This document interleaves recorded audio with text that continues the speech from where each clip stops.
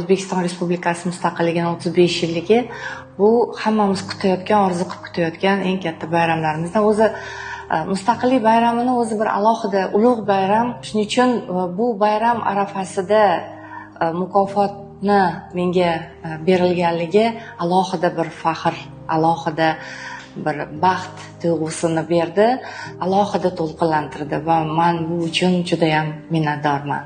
Avvalambor shuni ta'kidlashim kerak, men bu mukofotni shaxsan o'zimga emas, balki butun bir adliya tizimiga, shu yangi O'zbekistonni barpo etish sohasida qilinayotgan islohotlarda faol ishtirok etayotgan adliya tizimiga, faoliyatimiz davomida qilgan mehnatimiz, orttirgan tajribamiz, ozmi ko'pmi bizni yuridik universitetni bitirib hozir O'zbekistonda, nafaqat O'zbekistonda, balki jahon bozoriga ham chiqdi bizni kadrlarimiz.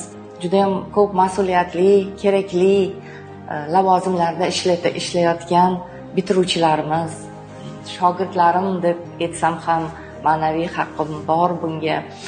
Hozirgi vaqtdagi bizni faoliyatimiz, yuridik ta'limni yuqori darajaga ko'tarish borasidagi qilayotgan mehnatlarimiz, o'tgan davr mobaynida chekkan mashaqqatlarimiz, zahmatlarimiz, albatta inson doimo yaxshilikka, bir ne'matlarga, farovonlikka birdaniga erishib qolmaydi. Uning uchun uni yo'lida mehnat qilish kerak, ozgina zahmat chekish kerak, sabr, qanoat qilish kerak.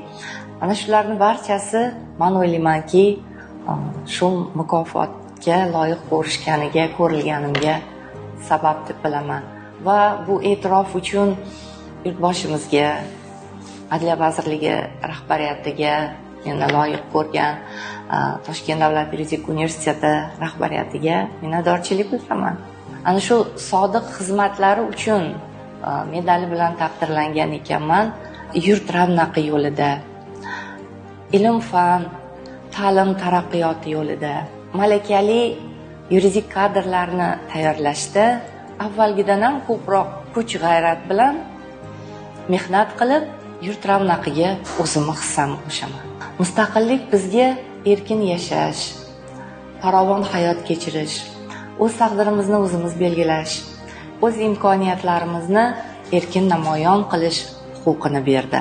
Hayotimizdagi barcha ezguliklar, imkoniyatlarning asosini albatta mustaqilligimiz tashkil etadi. Fursatdan foydalanib, men mustaqilligimizning 35 yillik bayrami, to'yi munosabati bilan barcha yurtdoshlarimizni, adliya tizimining barcha xodimlarini, o'zim faoliyat yuritayotgan Toshkent davlat yuridik universiteti jamoasini samimiy tabriklayman. Barchamizga bayramlar muborak bo'lsin. Mehnatimiz hamisha qadrlansin. Sog' salomatlik bilan, to'kin sochinlik, farovonlik bilan hayotimiz yanada go'zallashib borsin.